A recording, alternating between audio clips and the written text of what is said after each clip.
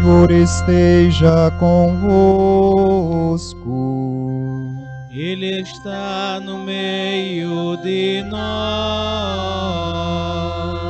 Proclamação do Evangelho de Jesus Cristo, segundo Mateus. Glória a vós, Senhor. Naquele tempo, enquanto Jesus estava falando às multidões,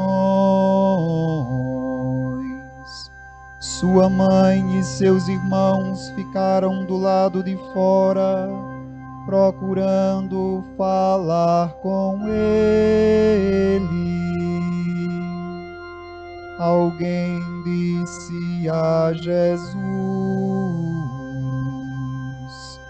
olha, tua mãe e teus irmãos estão aí fora e querem falar contigo. Jesus perguntou àquele que tinha falado: quem é minha mãe e quem são meus irmãos? E estendendo a mão para os discípulos, Jesus disse: eis minha mãe e meus irmãos. Pois todo aquele que faz a vontade do meu Pai que está nos céus,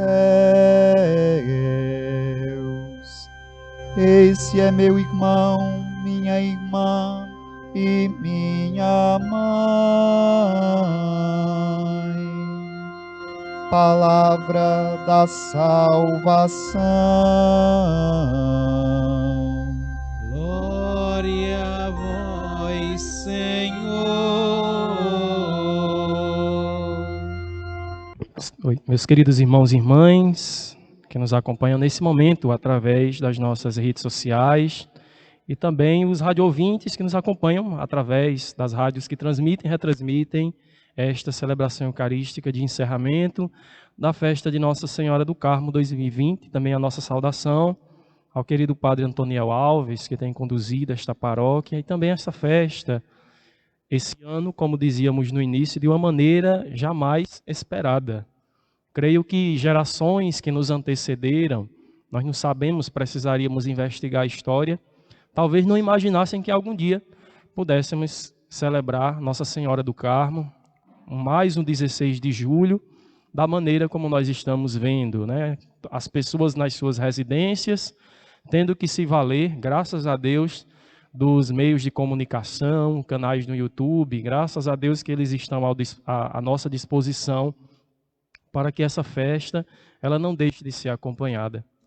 Mas como dizia no início, independente das adversidades, independente de toda a situação gerada por essa pandemia, o nosso coração ele não deixou de pulsar um só momento em podermos juntos celebrar mais um 16 de julho, esse dia todo especial dedicado à Virgem do Carmelo, que aqui na nossa cidade, Doutor Severiano, o coração do severianense, eu sempre costumo dizer, ele tem dois espaços. Um espaço é reservado para Nossa Senhora do Carmo e o outro é reservado para Santa Luzia.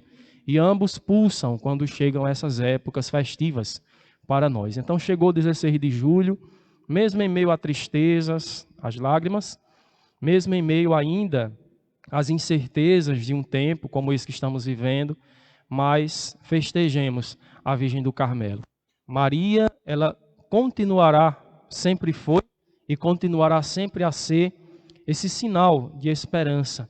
Olhando para ela, não precisamos desanimar, porque guardamos a certeza de que Deus nos ama e que Deus sempre deseja e faz o que é melhor para os seus filhos.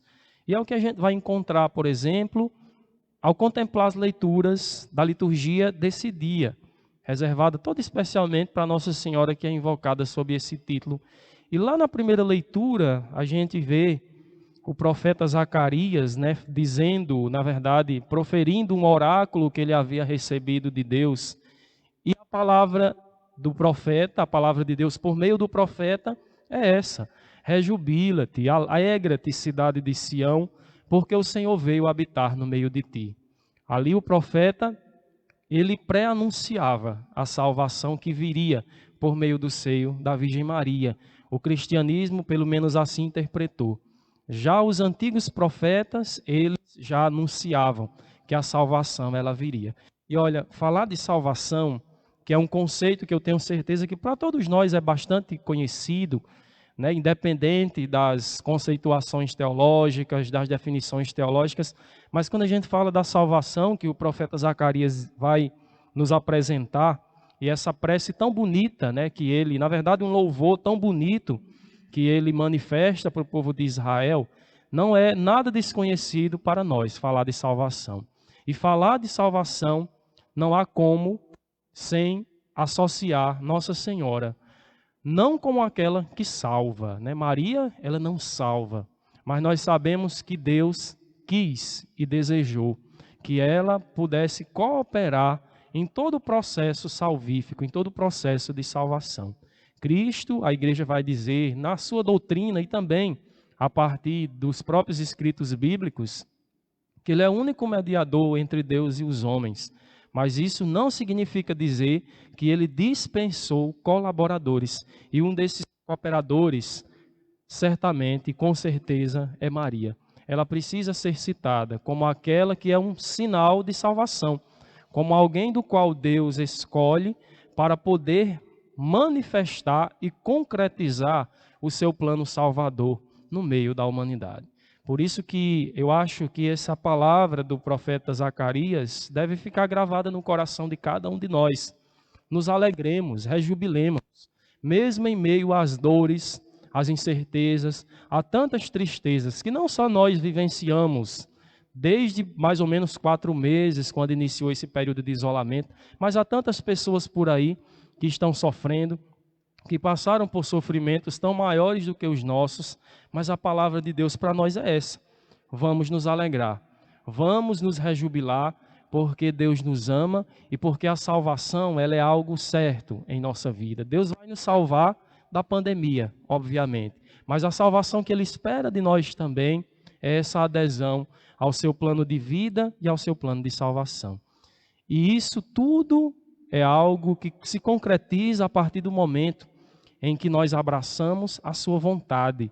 E é isso que o Evangelho vai nos apresentar. Esse Evangelho que é muito conhecido, todos os anos, ele é proposto durante a festa de Nossa Senhora do Carmo, quando Jesus ele vai dizer uma frase até um tanto quanto curiosa e até aparentemente um pouco equivocada, né? Quando perguntado, né, quando algumas pessoas se voltam para Jesus e diz a ele que os seus parentes, os seus familiares estão à sua procura e querem falar com ele. E é uma das famosas frases de Jesus, né? Quem é a minha mãe e quem são os meus irmãos? E mais na frente ele vai dizer: eis aqui a minha mãe e meus irmãos, aqueles e aquelas que fazem a vontade do meu Pai que está nos céus. Porque aparentemente isso pode parecer algo muito equivocado da parte de Jesus. É como se Jesus estivesse dizendo, ou ele estivesse numa atitude de desprezo contra a sua própria família, ou estivesse até dizendo que a sua família não eram aquelas pessoas que tinham algum laço biológico com ele. Mas ao contrário, Jesus não estava desprezando. Jesus, na verdade, estava firmando novas raízes. Jesus está dizendo que a sua família é também a sua família biológica, obviamente, mas aqueles que cumprem a vontade de Deus, que cumprem a vontade do Pai, estes aí podem se declarar de maneira muito segura que são irmãos de Jesus, que são filhos do mesmo Pai, aquele Pai que Jesus tanto falava, principalmente quando ele manifestava o discurso do reino dos céus. Então veja, meus irmãos e irmãs, é um dia de muita alegria, porque nós pertencemos à família de Deus. Jesus desejou isso, Deus quis isso. A salvação que a gente fala lá, a primeira leitura que faz a referência, é um processo que consiste nisso também, de nos recolocar na família de Deus, que é a família da qual nós também pertencemos. E é interessante nesse dia, quando Jesus fala isso, porque o evangelista Mateus e também Marcos, que ele também vai narrar essa mesma história desse momento aparentemente conflituoso de Jesus com seus familiares, mas aqui se destaca a figura de Nossa Senhora. Quando ele pergunta quem é minha mãe e meus irmãos, ele não está desprezando Maria, repito, mas ao contrário, ele está levantando um qualificativo de Maria. Porque se você olhar na história da humanidade, alguém que fez a vontade do Pai, essa pessoa é Nossa Senhora, incontestavelmente. A família sagrada, aliás, né, Jesus, José, Maria, foram pessoas que eram altamente cumpridoras da vontade de Deus. E olhar para alguém, se alguém tem sinônimo de que cumpriu a vontade de Deus, essa pessoa com certeza foi Maria. Ali Jesus não estava de forma nenhuma criticando Nossa Senhora, como muita gente pensa, mas ao contrário, ele estava até exemplificando. Eis aí alguém que cumpriu com a vontade do meu Pai. E de fato, se a gente for olhar para toda a trajetória de Jesus, a gente vai ver Nossa Senhora ali, muito próximo dele. Nossa Senhora lado a lado com ele. Como diz o evangelista Lucas, guardando todas as coisas no seu coração e principalmente ali obedecendo, consciente da missão que ela tinha, que não se resumia somente ao período em que Jesus viveu entre nós, entre os homens, a vida pública de Jesus durante o seu período de estadia terrena. Não, a missão de Maria se estenderia pela história, né? Não é à toa que ela depois vai declarar lá em Lucas, né? Mais uma vez fazendo referência a Lucas, e nós conhecemos bem, que todas as gerações hão de chamar-me de bendita. Maria não falou isso com soberba no coração, não falou isso com aquele orgulho, vamos dizer assim, ambicioso, mas ela fala isso com a convicção das coisas que Deus estava fazendo na humanidade por meio dela. Olha que coisa interessante, a salvação correndo e Maria consciente disso, consciente principalmente do seu papel. E essa mesma Nossa Senhora que se pôs ao lado da humanidade, que se pôs ao lado de cada um de nós. Hoje nós celebramos juntos, com toda a família carmelitana, os religiosos, né, carmelitas, essa devoção tão bonita, uma das devoções mais antigas da igreja, né, que remete ao período do Antigo Testamento, quando o profeta Elias, né, ele viveu uma experiência profunda de Deus, principalmente no processo que o povo de Israel precisou passar para reconhecer que Deus, o Deus de Abraão, de Isaac e de Jacó, era o Deus único, né? O povo que precisava abandonar a idolatria aos deuses dos povos estrangeiros, e Elias foi um verdadeiro profeta, mas um grande catequizador que precisou realmente fazer esse processo, ajudar nesse processo da conversão do coração do povo. E o Monte Carmelo, que fica localizado mais ou menos próximo à cidade de Nazaré, aonde Jesus foi criado, né, por Maria e pelo seu pai biológico, José, ali ele protagonizou esse momento muito importante. Mas os grandes momentos da história da devoção ao escapulário de Nossa Senhora do Carmo, na verdade a devoção a Nossa Senhora sob o título da Flor do Carmelo, de Senhora do Carmelo, se desenvolveu ao longo do século XIII. Não é? A devoção começa no século XII, mas durante o século XIII, o que nós assistimos na história da igreja são momentos de muitas graças na vida da congregação carmelita que surgia.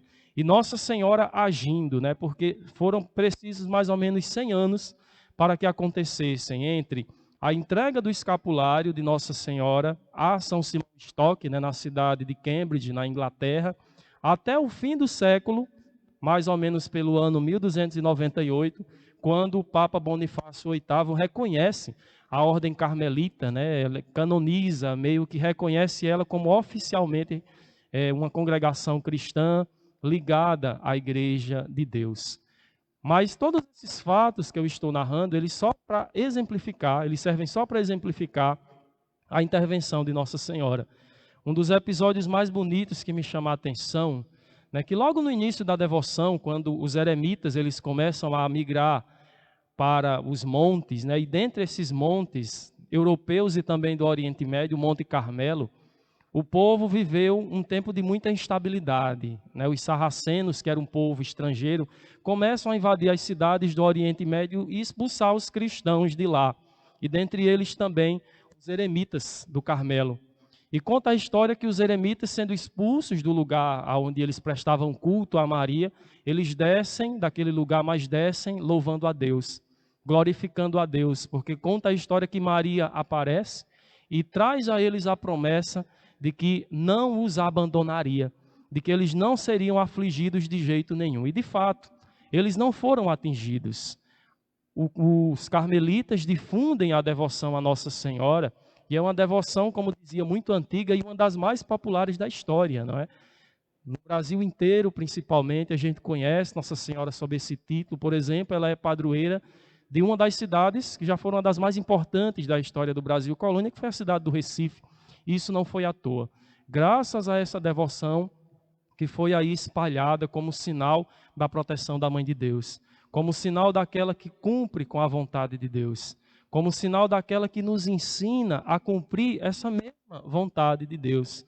Olhando hoje para Maria, olhando hoje para aquela que estava ao lado dos familiares de Jesus, até de certa forma um pouco confusa, talvez sem entender muitas coisas, mas confiante de que o Cristo realizaria sua obra no coração de cada um de nós.